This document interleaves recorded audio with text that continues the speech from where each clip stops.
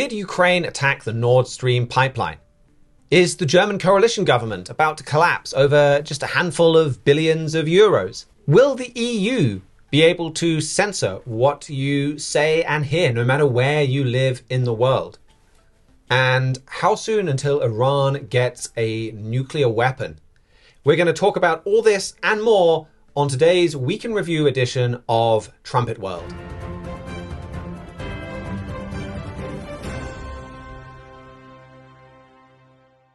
Elon Musk's interview with President Donald Trump was probably the most watched news interview of the week. It's perhaps just as notable for the reaction to it as what Mr. Trump actually said.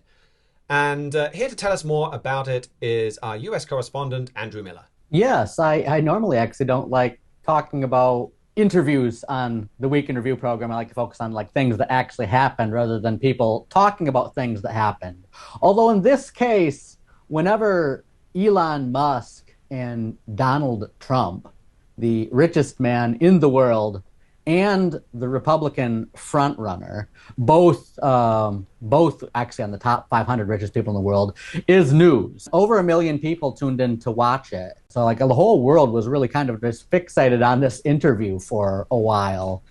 And they covered a wide range of topics. They talked about immigration, they talked about the Biden administration, they talked about climate change, they talked about AI, they talked about bridges. Really just a fascinating look into the minds of two fascinating people.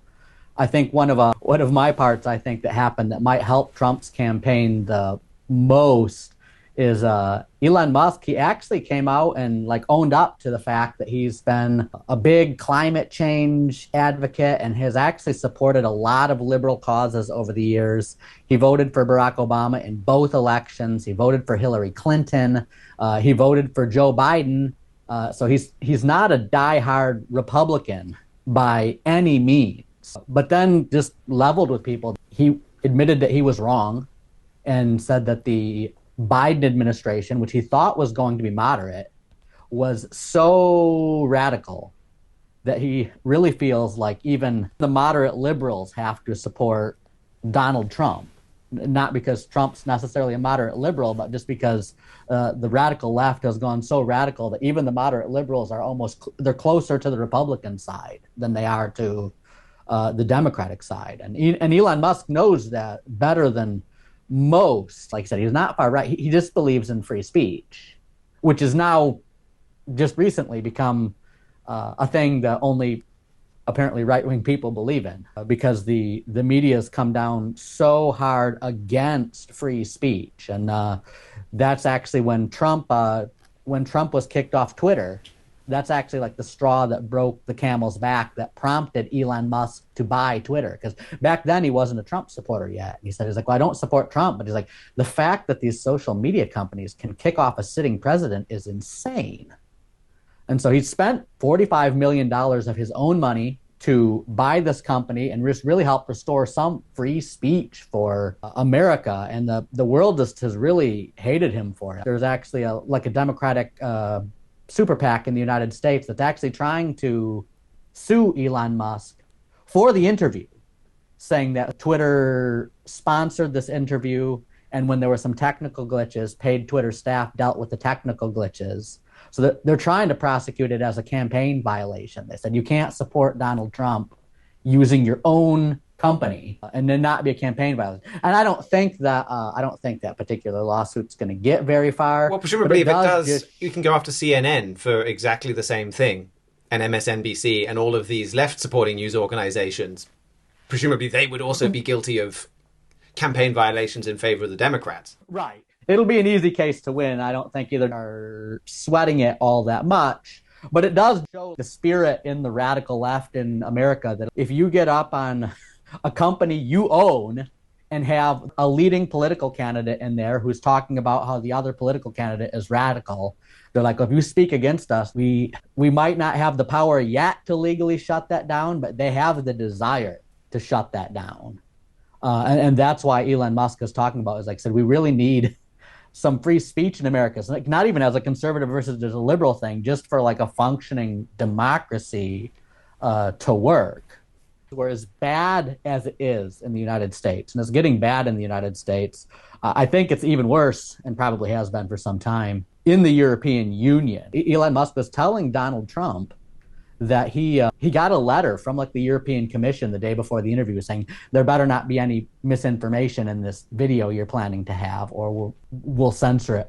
We'll censor it in Europe, which is crazy. Musk is in other trouble with the EU. He said some things critical of the rioting in the UK a week or so back, and so the European Commission's on his case for that as well. Both Elon Musk and Donald Trump, that's why this interview is so fascinating, is they have a lot of powerful enemies around the world, both in the radical left in the United States and in the European Union, who just really don't like free speech. And it's that response to the interview that stands out, at least to me, more than the interview itself. Like, that just says so much about contemporary American politics, where you have a political candidate that people just don't want an interview with. Like, just like if you imagine like Ronald Reagan or even George W. Bush, or like, it is wrong for them to even sit down and host an interview with the US public. And especially if it's a former president, that is crazy. And then Europe's reaction, I think, is also really, really revealing. It shows so much about their attitude towards freedom of speech. I think this is from Thierry Breton's letter that you just mentioned. He said, "We're monitoring the potential risks in the EU associated with the dissemination of content that may incite violence, hate, and racism in conjunction with major political or societal events around the world." And he goes on to basically say, look, we think that you haven't even done the interview yet, but we think you're going to break the law, and we're trying to intimidate you into not doing it. But it exposes the truth behind all of these different institutions, the radical left and the European Union. Trumpet editor-in-chief Gerald Flurry had an article in the April Trumpet print edition. It's called "The EU's War on Free Speech." And he wrote there, "We need to pay close attention to the authoritarian tendencies of today's European leaders. If you don't think like they do, they call your views disinformation and they just destroy you. And they gain more control and power, and the war on free speech is destined to turn violent." I mean, this is incredible what they're doing here. You have an interview of a former US president in a US presidential election conducted on US soil by a US company, and the EU steps in and says, we don't think you should be allowed to do that. That is breathtaking in their ambition to stifle free speech around the world. I mean, we saw it in the UK. I think it was kind of more ridiculous because the UK doesn't have as much power as the EU on these regulatory matters, where you had the head of Britain's Metropolitan Police, I think it was, threaten to extradite Elon Musk. It's absurd. He disagreed with what he said over the riots, and he was like, well, we're going to come after Elon Musk. We want to put him in jail. It's unhinged. I'm sure he knows that is not going to happen, that you can't just extradite someone from the United States where they have First Amendment protection. But there's an unhinged spirit. And it's an unhinged spirit within Britain's politicians. It's there at the top of Europe, where their beliefs are all that matters, and they're going to impose them anywhere in the world. And when it comes to Europe, I mean, they're kind of doing some of that already. Facebook, Twitter standing up a bit, but Google, a lot of these companies, YouTube, they want to do business in Europe. They know that Europe then can use that to threaten them or fine them. Billions of pounds is lost. And a lot of these companies don't have the backbone of someone like Elon Musk. And if it's a case of paying or censoring free speech a little in the way that the EU wants, they broadly think the same way. Mark Zuckerberg and some of these others and Google, they think kind of the same way as European elites anyway. So they go along with it. And so what does that say, though? That Europe wants to censor speech all around the world. And I think that's what no one really is talking about, and something that Mr. Flurry's article really gets into. That what does it say about the character of this European power, that they want to dominate censorship anywhere you are? We want to control what you have to say. It shows the spirit of this empire that's rising in Europe. It's the same spirit that we've seen before. It's the spirit of the Holy Roman Empire. Mr. Flurry wrote, European history is filled with examples of what happened when leaders attained great heights of power. Study the medieval Holy Roman Empire, for example, and you can see how they dealt with disinformation. They accused people of heresy, then tortured or killed them. Bible prophecy is clear that this is not merely history, however. Soon Germany, at the head of a European empire, a modern resurrection of the Holy Roman Empire, will ascend as the world's preeminent superpower. And I think people mind to... maybe you've heard some of these prophecies. Maybe you've heard us talk about Europe rising as a superpower. And you've thought, well, do they really want to dominate the world? Is that maybe a bit extreme? And you see fulfilled prophecy in what Europe is doing here. And it exposes that spirit. Anyway, sorry, Andrew. I was going to, if you weren't going to talk about this as your main story, I was going to talk about it as the main European story. I've hijacked it a bit to get in my European angle. I think you were going to talk a little bit more about how it ties into some of the prophecy for the United States as well. Well, I think I can do a little bit of both, and then you might have more to want to say on the European angle. But one thing you can find on our website is our editor-in-chief, Mr. Gerald Fleury, did a Key of David a few years ago titled Daniel 8:12, a dual prophecy.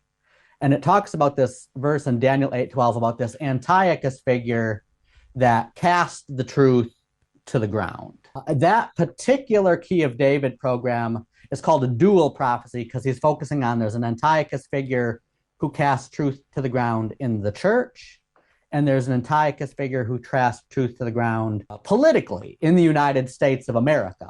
Although, of course, if you read some of our other literature, you'll know that there's also a third Antiochus figure who casts truth to the ground in a modern revival of the Holy Roman Empire. So 3 Antiochus figures, and one in God's church, one in the United States, one in Europe, all very different people in some ways, but all kind of sharing the same hatred of free speech, if you could put it that way. The Antiochus figure in the church, if you've listened to this program for a while, you'll know that actually claimed it was his Christian duty to keep Mr. Armstrong's books, Mystery of the Ages, out of print. The Antiochus figure in the United States has deep connections in Silicon Valley and has pulled a lot of strings to make sure things like the Hunter Biden laptop and other information that could hurt his political control over the country, no one finds out about them. They're censored from Twitter. Elon Musk has helped push back against that some by buying Twitter, but it was really bad back when Barack Obama was actually in power. And then there's another one in Europe that you see the same spirit where they hear that Elon Musk and Donald Trump are going to have an interview, and they send him a letter that day saying that, like, if you say anything in this interview that we don't agree with, there's going to be consequences. And so you definitely see it's a spirit of casting truth to the ground where you're like, they don't even let people decide if they want to believe what Trump said about global warming or the European car market is true. The fear is like, you can't decide for yourself because, like, we're not even going to let you hear about it. It's like, you will believe what we tell you to believe or else. I'm really glad you brought that up. I think that's an excellent way of just showing how directly this relates to Bible prophecy. And I think this is really interesting as well. If you go to the latest Trumpet print edition, Mr. Fleury has an article in there where he talks about this Antiochus that he just mentioned. And he also, he goes to some other prophecies that show that God is beginning to silence this Antiochus. And he talks about how Barack Obama fulfilled that role. And he says Barack Obama's power is diminishing before our eyes. And elsewhere, he's talked about how, okay, well, as you see this Barack Obama, this Antiochus in America diminish, there is this third European Antiochus that's going to suppress truth in the same way that's going to come on the scene. And as you see Barack Obama's power diminishing, who is kind of stepping up to be the global force trying to censor Twitter? It's the European Union. You see that spirit of Antiochus rising in Europe. And I'm not saying Thierry Breton, that particular European leader, is that Antiochus. I think it's quite possible that he's influenced by that Antiochus. But I really thought that was a very valuable aspect to bring out. But of course, that wasn't the only news story from the United States this week. I think you've got a quick rundown for us, Andrew, of some of the other top pieces of news. Yeah, there's always a ton going on in the Anglo-American region. One of the more disturbing stories I heard this year that a lot of people probably don't think about is that the United States shipbuilding is in its worst state in 25 years. They had a new report, AP News reported on it this week. They said within the decade, America's only going to have about 300 naval ships, where China will probably have something close to 430 something. So America has already fallen below China in terms of just absolute number of naval ships, and really not building much more, which makes, in the case of a future trade war or a war over sea gates, which is prophesied in Deuteronomy 28, verse 52, America just doesn't have the resources it used to defend those sea gates. We're also seeing another misinformation attack. We already talked a little bit about Elon Musk comments on the riots in Britain, but one of the few British intelligence agents that everyone in America probably should know is Christopher Steele, wrote the famous Steele dossier, falsely accusing Donald Trump of collusion with Russia. Now he's back to his old tricks, saying that Moscow was behind some of the protests against immigration in the UK, and is trying to get UK politician Nigel Farage investigated for something to do with those riots. So looks like possibly another fake dossier in the works on Christopher Steele's part. All right, thank you very much for that, Andrew. Well, we also continue to have remarkable news from Ukraine. I think we've gotten very used very quickly to the idea that a land war in Europe involving hundreds of tanks and tens of thousands, maybe even more men, is kind of normal. And it often doesn't even kind of make it into the top stories on the headlines. But even this normal war has kind of now reached a more abnormal stage where we're seeing more pieces of news about that. So we'll get an update on what's been going on in Ukraine this week from Jeremiah. Yes, this truly is a momentous war. I'm glad you mentioned that about sort of the perils of thinking that this is ordinary, because it's a truly momentous story. And Ukraine's invasion of Russia is now continuing on. This is actually the first time that Russia has been invaded by a foreign army since World War II. And when we spoke about this Ukrainian invasion of Russia's Kursk region last week, it was only about 130 square miles of Russian land that Ukraine controlled. But in the days since then, they've pushed deeper in, and Ukraine now controls close to 400 square miles. This area covers at least 44 Russian cities, towns, and settlements. And Russia doesn't dispute this. They've actually declared a federal level state of emergency now, not just for Kursk, but also for the neighboring region of Belgorod, just to the south of Kursk. And if you look at this amount of land on a map and compare it to the front lines in Ukraine, it's clear that Ukraine has now captured more of Russia in about a week than the Russians have captured in Ukraine in roughly 8 months. And some of these cities and towns that Ukraine now controls are quite populous as well. If you add up all the populations, you get tens of thousands, possibly even about 100,000 Russian civilians that are now in occupied territory of the Ukrainian military. These Russians are being allowed to evacuate if they wish to. There are also hundreds of Russian soldiers that have either been captured by Ukrainian forces or have surrendered to them. But this invasion has been dramatic and lightning fast, and it seems to have caught the Russians almost entirely off guard.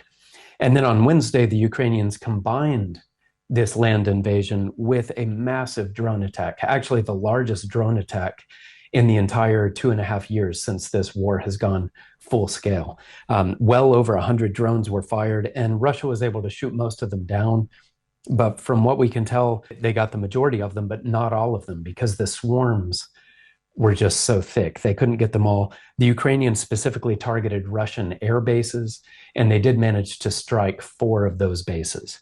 These are in Savoslayka, Borisoglepsk, Voronezh, and Kursk.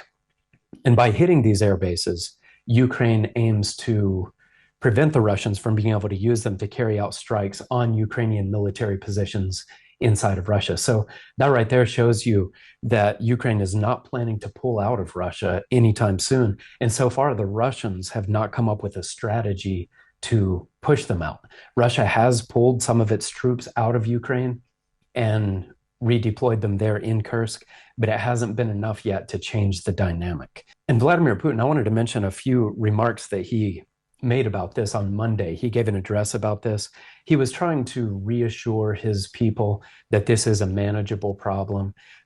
He also promised to give some money to the Russians who have been forced to evacuate their homes.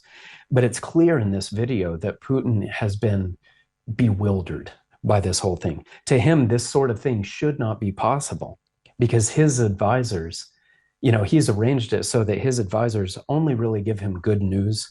He's been told for months that Ukraine's military is bound to very soon collapse. That's what his propagandists tell him. They feed him his own propaganda.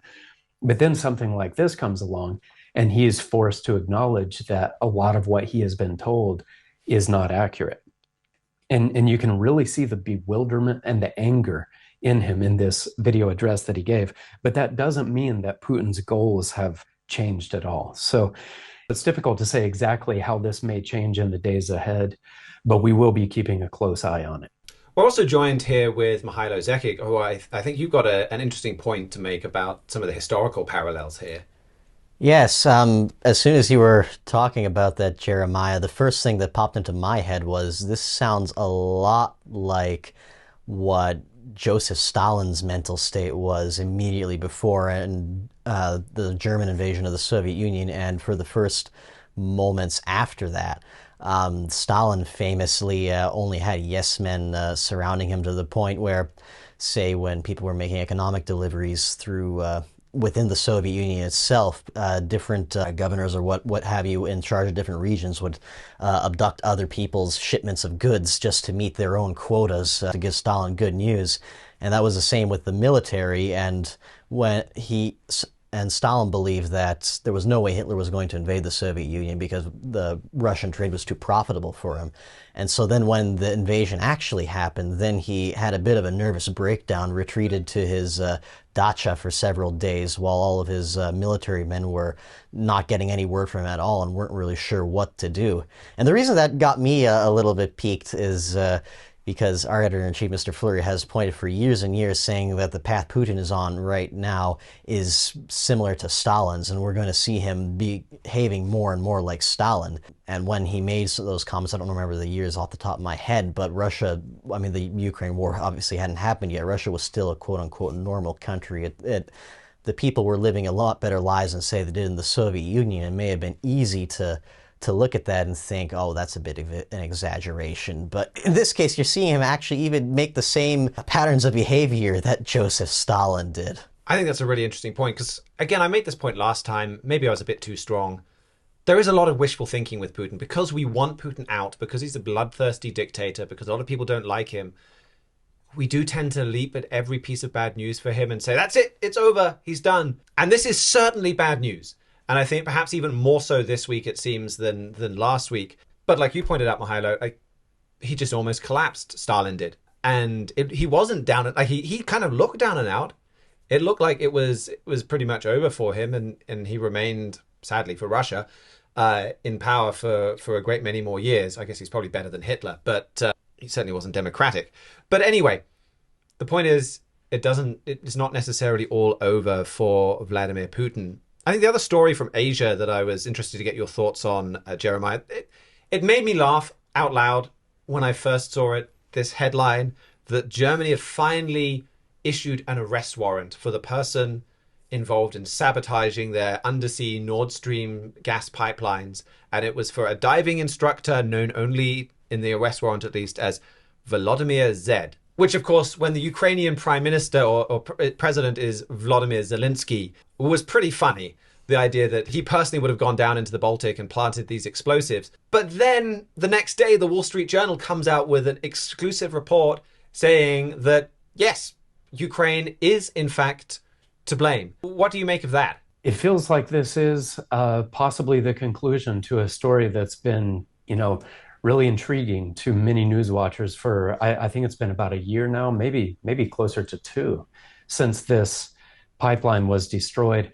I feel like the evidence that I've seen so far linking it to this Ukrainian individual acting alone is compelling, but I still feel like there's possibly more to this that we don't know. Yeah, I tend to agree that Ukraine has been my biggest suspect for a long time. I think we had the Seymour Hersh story come out a while ago saying the CIA did it, which, given that there would be so many willing proxies in Eastern Europe, it seemed pretty strange to me that the CIA would do it themselves rather than give themselves a bit of plausible deniability by helping Ukraine to do it, or something like that. And then there was a lot on the Hirsch report that just was provably false, or that got various different movements wrong. But this one feels more likely to me that it could have been the Ukraine doing it. I thought it was quite convenient the way that the story said that Zelensky tried to stop the attack, but it was too late, kind of reducing any blame or blowback on him.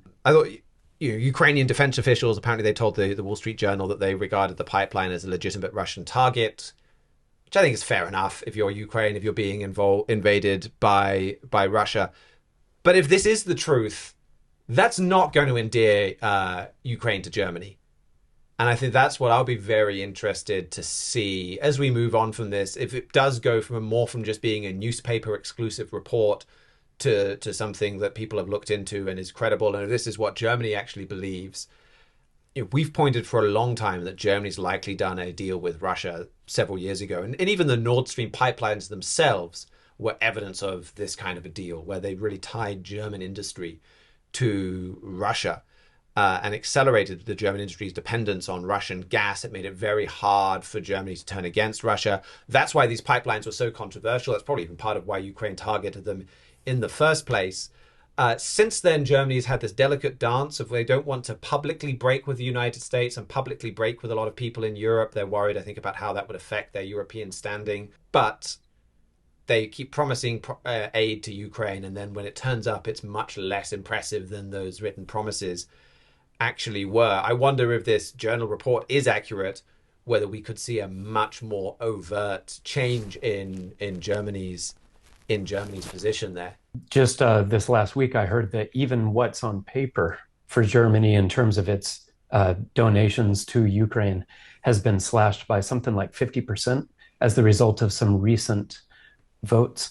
And I think that if this report ends up swaying German public opinion, we could see more reductions of that kind in the weeks and months ahead. And I think it could have some pretty dramatic implications for German politics.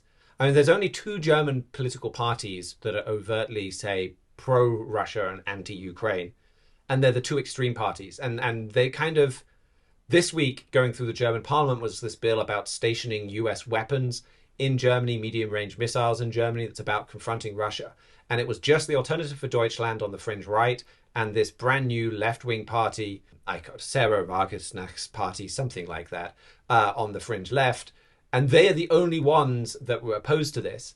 You have this situation where if Ukraine really did directly attack this German-Russian project, I think that's going to push a lot of people within Germany to those two parties on the far right and far left. I think that could be a big German political shift, which I think would raise the stature of the fringes, the extreme, and potentially even harm democracy within Germany as power shifts to those anti-democratic parties. But the German-Russian relationship is critical to watch, and Trumpet editor-in-chief Gerald Flurry has a great article on that titled "Germany's Secret Deal with Russia Exposed." But so much of this news, so much of what's going on with Russia revolves around Vladimir Putin, this absolutely key, pivotal figure. And we're all speculating, is he coming, is he going, is he staying, what's happening there? But really, I think the fact that so many world events revolve around this one guy is already fulfilled Bible prophecy. I think that's a fair case to make. It is true that the war has not gone the way Putin and his government and his people thought that it would. And this new Ukrainian invasion, it is a real black eye for the Russians, and it's a significant setback. But it doesn't mean it's the end for Russia's war. And I don't even know if you could say that it means Russia is losing necessarily.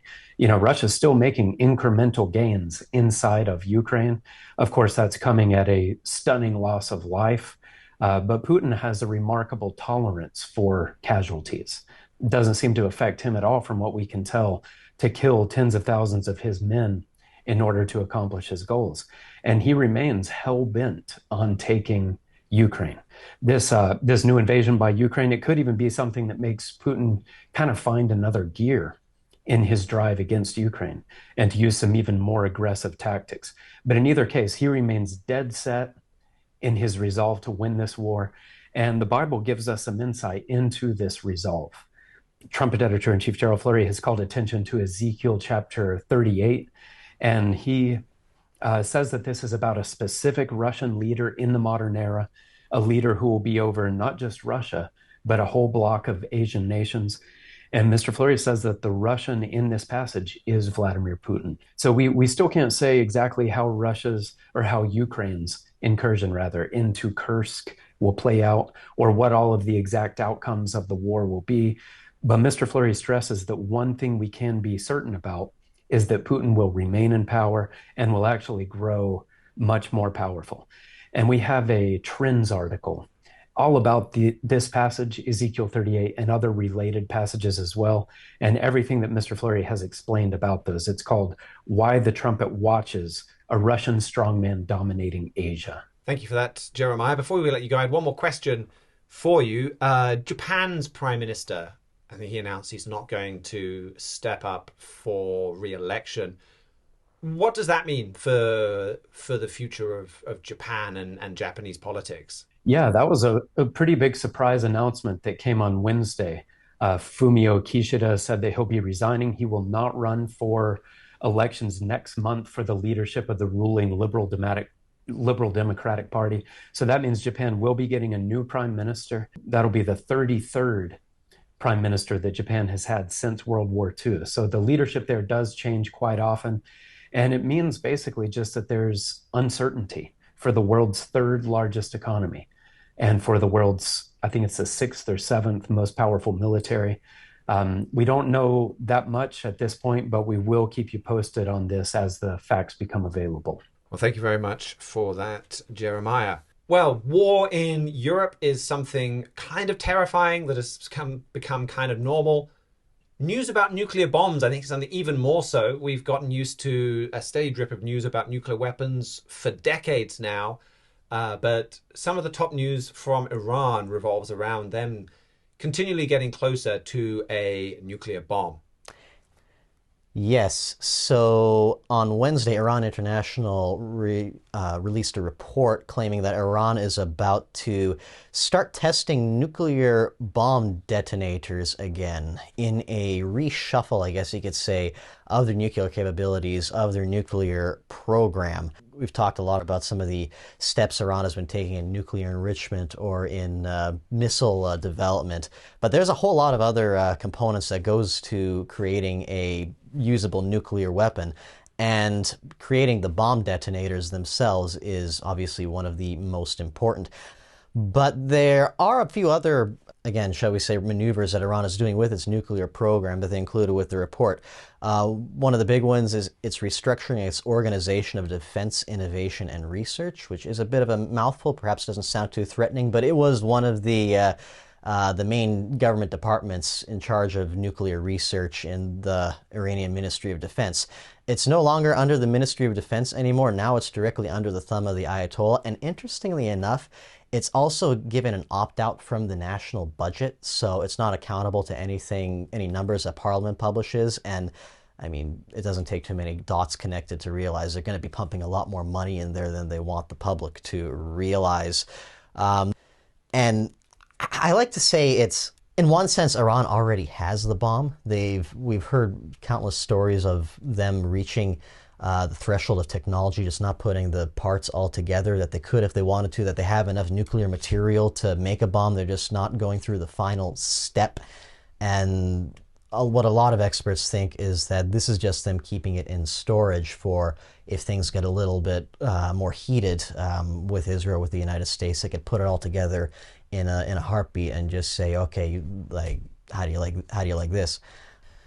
And this is something we watch with intent. We watch, obviously, most of what Iran does on the geopolitical scene, but especially nuclear weapons. Daniel 11, verse 40, the go-to scripture we talk about Iran, talks about it getting enough power to go after the king of the north or Europe. If you follow along the prophecy to the next chapter, this is Daniel 12, verse 1. This is what Iran's pushing leads to. Quote, "And at that time shall Michael stand up, the great prince, which stands for the children of your people, and there will be a time of trouble, such as never was since there was a nation, even to that same time. And at that time your people will be delivered, everyone that will be found written in the book." End quote. And you could correlate that with other prophecies, like in Matthew 24, that talks about another unparalleled crisis. All these other prophecies can't be talking about separate unparalleled crisis. It's all the same crisis. And Matthew 24, verse 22 specifically states that if it's not cut short, no flesh would be saved alive, as the Moffat brings out. This is talking about a nuclear war. This is talking about global cataclysm. And Daniel specifically brings out it all starts with a push from Iran. This nuclear war starts with Iran. And what better way to start a nuclear war or start a nuclear arms race than to develop nuclear weapons in and of yourself? And our editor-in-chief, Mr. Fleury, has pointed specifically to that nuclear program in Iran as leading to Daniel 12, as leading to Matthew 24. Now, there's also great hope in that, of course. This is not a doom and gloom prophecy. As Daniel 12 ends, like, your people will be delivered, they'll be rescued. Matthew 24:22 ends with, but those days will be shortened. You can compare it with other prophecies that show it ties in with the return of Christ, with the putting down of all this warfare and all this lawless rebellion from Iran and from everybody, and the start of utopia. But before all that happens, there are some very turbulent times ahead, and it's important to be aware of them as we get closer and closer. Well, thank you for that well-rounded view. Moving on from nuclear weapons, which kind of almost seems like a funny thing to say, but of course there have been other events going on in the Middle East that we do need to know about. Yeah, so at least as of the day of recording today, in Doha, Qatar, ceasefire talks have started between Israel and Hamas. A lot of people didn't think these talks would even happen, and there's a lot of question on the good faith on both sides, whether they actually expect to create an agreement from this, or whether they're just giving something to please all their international, all the countries giving them pressure. There's been a lot of tension on how Iran is going to retaliate, and Supreme Leader Khamenei has said he still plans on retaliating, but nothing's happened yet. And that goes to, well, a lot of people are wondering why. Some people have linked it to the ceasefire talks. Maybe he's hoping that this will be an easy way out. He certainly has had a lot more pressure than before from Europe, including from Germany. Even the Vatican has said that, told Iran to stand down. That's something we're watching for the Catholic Church to get more involved in the Middle East. And also, Iranian President Masoud Pezeshkian has had his cabinet picks going through the parliamentary process for confirmation. But one person that we talked to, I think, on this program before is Abbas Araghchi, who was the nuclear negotiator for the old Joint Comprehensive Plan of Action, the Barack Obama's nuclear deal back in 2015. Now he's poised to become foreign minister. One Iranian MP quoted him saying, "The JCPOA is beyond revival. In this new in the new government, our focus is not on restoring the nuclear deal, but on lifting the sanctions." End quote. Now, the whole point of the JCPOA was to get those sanctions lifted in exchange for token cosmetic scaling back of its nuclear program. But if this quote from his parliamentary confirmation is true, that means they're still going to try to move forward with the nuclear program and remove the sanctions at the same time, have their cake and eat it too. How they plan on doing that is anyone's guess, but it ties in with the main story on how we can still expect Iran to keep moving forward to a nuclear bomb. If you'd like to learn more about that, we have a Trends article called "Why the Trumpet Watches Iran's Pursuit of Nuclear Weapons." I can put the whole story, both what Iran's doing and of the Bible, what the Bible says, into context. Well, thank you very much for that, Mihailo. Well, I've been slipping bits of European news into other people's sections.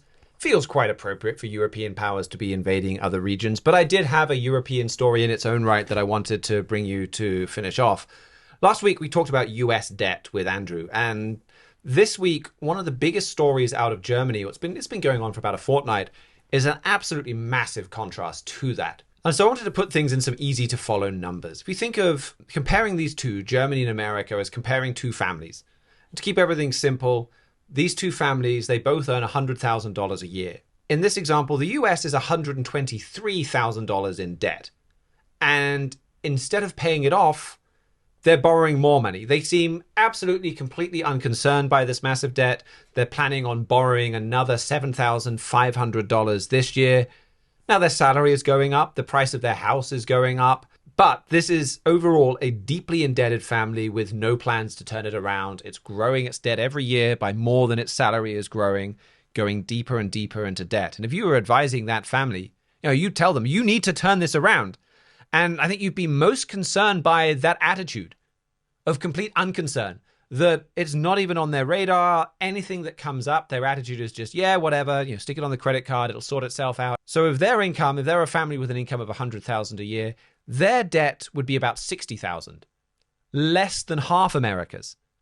And they're expecting to borrow only $1,750 this year, not the $7,500 that America is planning on borrowing. But the biggest difference is their attitude towards that debt, where Germany is not just, yeah, whatever, put it on the credit card. They're actually having massive family fights and rows over this debt. They're deeply concerned about this figure. Members of the family are all sacrificing. They're all going without things that they want because they're concerned about the level of debt. And that brings us to this story over the last couple of weeks where Germany's coalition is at risk of falling because of a dispute of what would basically be $100 in the scale of things in this story. A $100 payment for a family that's £60,000 in debt, and it's going to lead to a divorce. Or that's not definitely. Germany's coalition has had a lot of fights, but that's the kind of the picture here. And I think there's two parts to that story. Both are important. One is just how fragile Germany's coalition is, that a relatively small amount of money could make it all fall apart. I mean, maybe it will, maybe it won't, but that doesn't say a lot about their long-term stability. But in the long run, when you see how seriously Germany takes debt, how big of an issue it is in Germany, I think it also says a lot about America's cavalier attitude and really helps us see how worrying America's attitude is.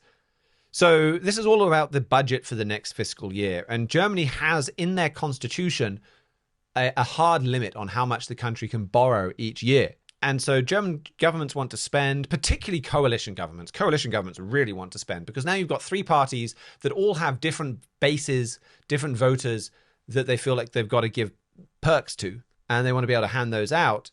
But then this line in the coalition stops them from just borrowing money to do that. So to get around this, they came up at the start of the summer, back in June, July, with some creative accounting. They would take money from a government-owned investment bank. They would move that into a government pot.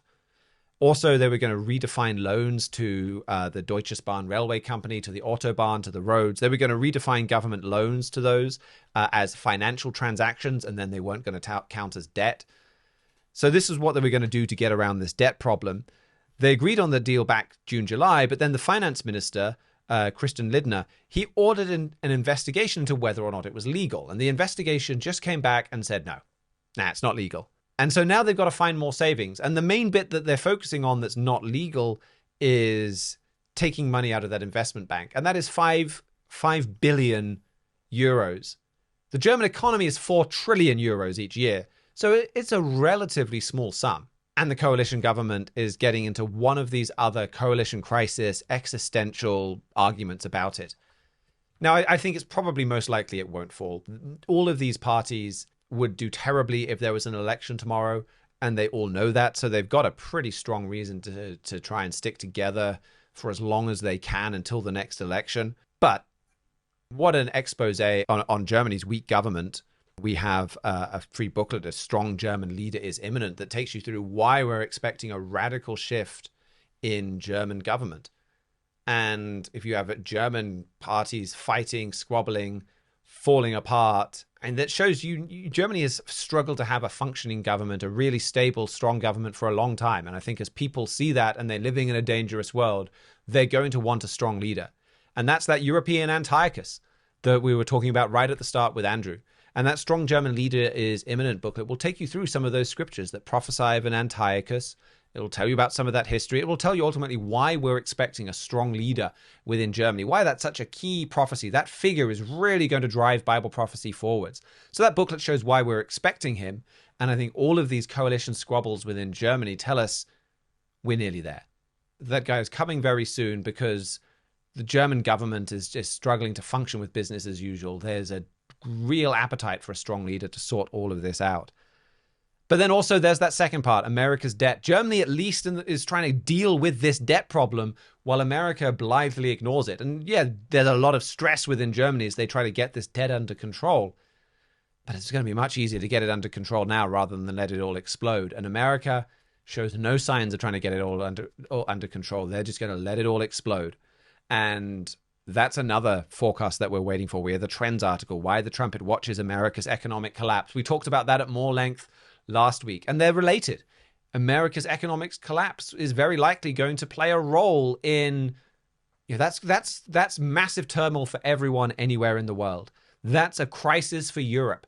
That's going to play a role in Europe wanting a strong leader to come and get them out of this mess. And Andrew last week talked about some of the statements that Herbert W. Armstrong made about the way that an American economic collapse is going to lead to the rise of a united Europe under this strongman. So keep watching that story as well.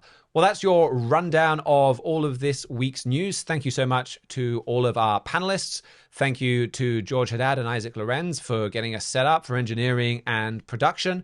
If you have any comments, questions, please do get in touch with trumpetworld@thetrumpet.com. Please give us a like, a subscribe, leave us a comment. That really helps us on YouTube or on Rumble, wherever you're getting to this. We also have it. You can access this on Apple Podcasts, on Spotify, all kinds of different places. So thank you so much for joining us. We'll be back on Wednesday. Until then, keep watching your world.